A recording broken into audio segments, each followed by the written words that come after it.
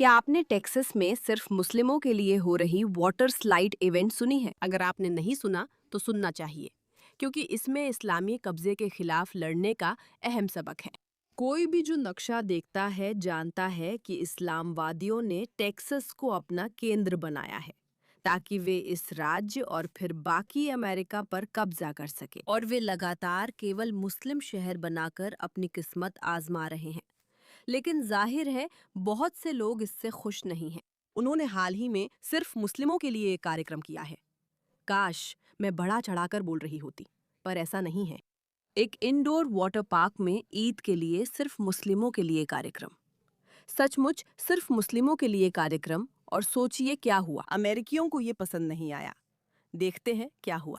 उत्तरी टेक्सास का एक शहर एक बड़ा निजी कार्यक्रम रद्द कर रही है जो उन्होंने एक इंडोर वाटर पार्क में आयोजित करने की योजना बनाई थी। यह तब हुआ जब गवर्नर ने दखल देकर $500 मिलियन से ज्यादा की फंडिंग वापस लेने की धमकी दी। गवर्नर का कहना है कि कार्यक्रम का प्रचार सिर्फ मुस्लिमों के लिए हुआ। मैं आपको एपिक वाटर्स का वो फ्लायर दिखाना चाहता हूं जो 1 जून को होने वाले कार्यक्रम के लिए सोशल मीडिया पर मिला।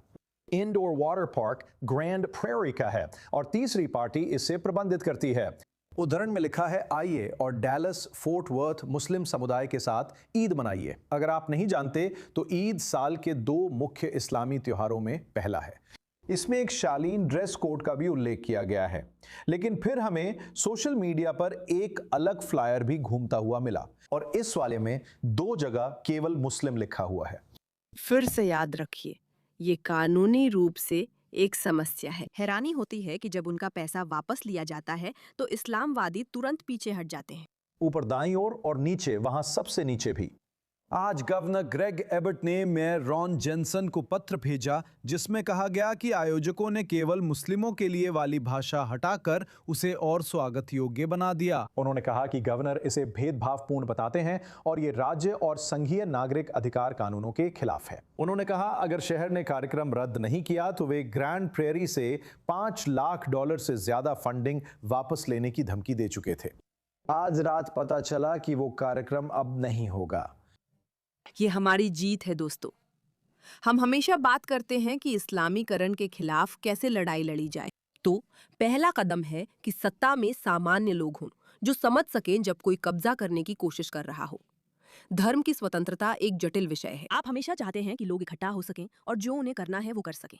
लेकिन जब बात सिर्फ धर्म की नहीं होती बल्कि इस्लामी कब्जे की होती है, जैसे कि उदाहरण के लिए ये नया कंपाउंड जो वे बना रहे हैं टेक्सास के ग्रामीण इलाके में अगला शरिया शहर, तो आपको इसके बारे में कुछ करना चाहिए। केडी, टेक्सास के दिल में एकता और शिक्षा का प्रतीक। अल-हुदा इस्लामिक सेंटर उत्तर पश्चिम केडी के शांत वातावरण में स्थित है। ये परियोजना न केवल अनूठी और अनुकरणीय है बल्कि आत्मनिर्भरता और स्थिरता का प्रमाण भी है। ये टेक्सास में एक और मुस्लिम शहर बनाने की कोशिश हो रही है, जबकि ध्यान दूसरे शहरों पर है। लोग इससे खुश नहीं हैं। वे खुश नहीं हैं, इसमें कोई शक नहीं। आखिरकार आप धार्मिक स्वतंत्रता का दावा नहीं कर सकते, लेकिन सचमुच किसी और को अपने कार्यक्रमों में आने से मना कर सकते हैं। ऐसा कैसे हो सकता है?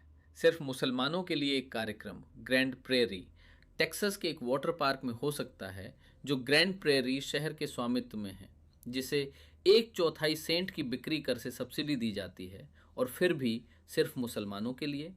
ये तो गैर कानूनी होना चाहिए। शायद हमें जल्दी ही पता चल जाएगा, लेकिन तब तक इसे देखिए। निमंत्रण पर लिखा है केवल मुसलमानों के लिए। वे बताते हैं क्या पहनना है। आपको शालीन कपड़े पहनने चाहिए। देखिए, वे महिलाओं और बच्चियों को कैसे स्विमसूट पहनने को कहते हैं। क्यों? क्या ऐसा इसलिए है क्योंकि अगर वे ऐसे कपड़े नहीं पहनेंगी तो आप उन्हें दोषी ठहराएंगे? क्या आप ये इसलिए करते हैं क्योंकि वे पुरुषों को उकसाती हैं? अगर ये एक रूढ़िवादी ईसाई कार्यक्रम होता, सबसे पहले अगर ये सिर्फ रूढ़िवादी ईसाइयों के लिए या सिर्फ ईसाइयों के लिए कार्यक्रम होता तो लोगों के दिमाग उड़ जाते। लेकिन अगर ये सिर्फ ईसाइयों का कार्यक्रम है और हम वही स्विमवेयर दिखाते हैं जो महिलाओं को पहनना ज़रूरी है, नहीं पहनने पर उन्हें अंदर नहीं आने देंगे। और हम लोगों से कह रहे होते, क्योंकि सचमुच यही बात वे लोगों से कह रहे हैं, कि आपसे उम्मीद की जाती है कि पूरे दिन इस्लामी शिष्टाचार का पालन करें और अपनी नज़रें नीची रखें। जाहिर है चलते देखना और शर्मिंदा होना है। क्या आप कल्पना कर सकते हैं कि अगर यही चीज़ किसी सिर्फ ईसाइयों के कार्यक्रम में होती तो उनका क्या हाल होता? क्यों? वामपंथी कहाँ हैं? वामपंथी कहाँ हैं जो कहें कि यह स्टेपफोर्ड वाइफ्स जैसा है? वामपंथी कहाँ हैं जो कहें ये द हैंडमेड्स टेल जैसी चीज़ें हैं? क्योंकि ये सच में वैसी ही हैं। देखिए, मैं इससे जूझती हूँ क्योंकि मुझे लगता है कि लोगों का सिर्फ अपने समूह के साथ कार्यक्रम करना ठीक है। तो जैसे अगर आपके पास एक ऑर्थोडॉक्स कार्यक्रम है या आपके पास एक क्रिश्चियन कार्यक्रम है, तो लोगों के लिए ये फैसला लेना ठीक है कि वे अपने समुदाय के लोगों के बीच रहना चाहते हैं। इस बारे में बात यह है और इसी वजह से मुझे इससे दिक्कत है। ऐसा नहीं है कि मुझे लगता है कि मुसलमानों को सिर्फ मुसलमानों के लिए चीजें करने की इजाजत नहीं होनी चाहिए। सबसे पहली बात, मुझे लगता है कि इसे सब्सिडी मिलनी चाहिए। लेकिन दूसरी बात यह है कि ये अधिग्रहण योजना का हिस्सा है, तो ये कुछ ऐसा ही है जैसे रूस की केजीबी अमेरिका में सिर्फ केजीबी के लिए कोई इवेंट रखे। मैं इसे ऐसे ही देखती हूँ।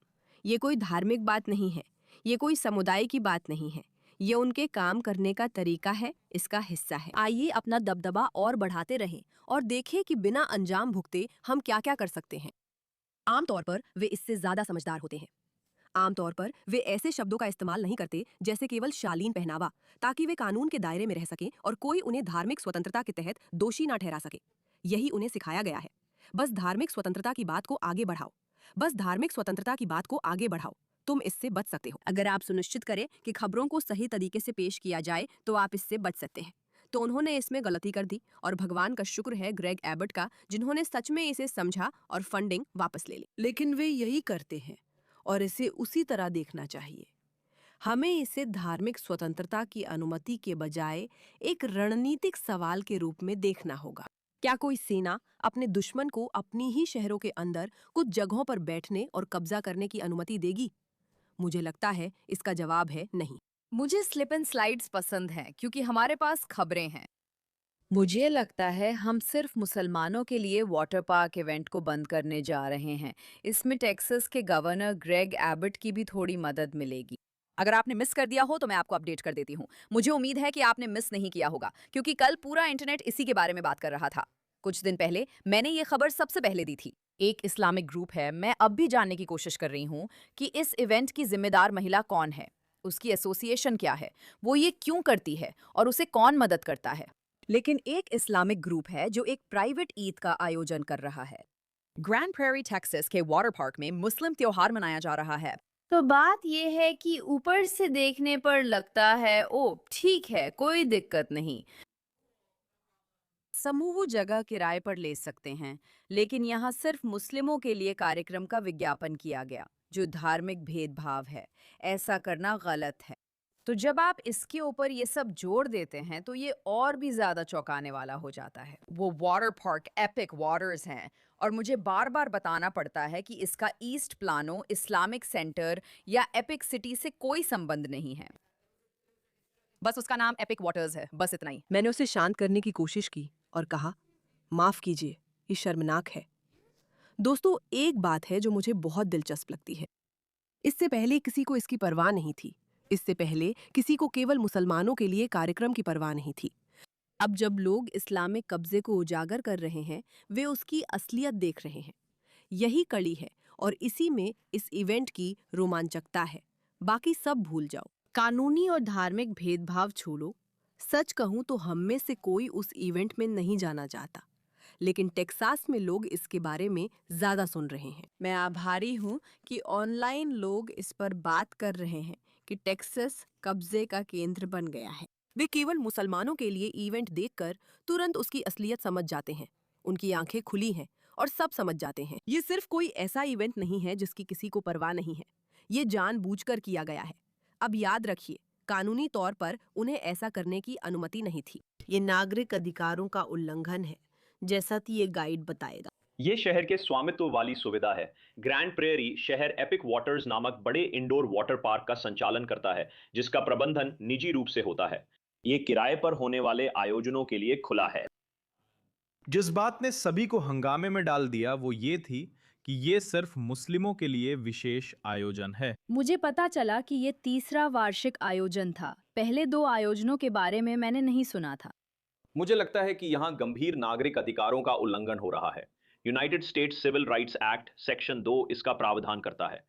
अगर आप जनता के लिए खुला कोई प्रतिष्ठान चला रहे हैं, चाहे वो रेस्टोरेंट हो, होटल हो या एपिक वाटर्स जैसा कोई मनोरंजन स्थल हो, तो आपको नस्ल, धर्म आदि के आधार पर लोगों को बाहर करने की अनुमति नहीं है। मुझे लगता है यहाँ जो हो रहा है उससे स्थानीय लोग हैरान हैं। सही है, यही इस कहानी की खासियत है। किसी को असली घटना की परवाह नहीं, बस लोग देख रहे हैं कि हमने जो कहा था वही हुआ। ये कब्जा जमाना है। क्या ये नागरिक अधिकारों से जुड़ी बात है? हाँ, शायद। क्या उन्हें ऐसा करने की अनुमति नहीं मिलनी चाहिए? हाँ, शायद। किसी को फर्क नहीं पड़ता अगर उन्हें अब पता ना चलता। अब उन्हें पता है कि क्या हो रहा है। यही विरोध है जिसकी हम बात कर रहे थे। अब बस हम इसे जड़ से खत्म कर रहे हैं। यूरोप जैसा कुछ अमेरिका में नहीं होने देंगे। और ये इन तरह की घटनाओं को ना कहने से शुरू होता है, क्योंकि वे जो कुछ भी ले सकते हैं ले लेते हैं। ये इस्लामवादी आते हैं और जहां भी मौका मिलता है उसे हथिया लेते हैं। ये लोगों और राज्यपालों पर है कि वे कहें नहीं, यहीं हम रुकते हैं। इस मुद्दे पर ध्यान देने के लिए धन्यवाद।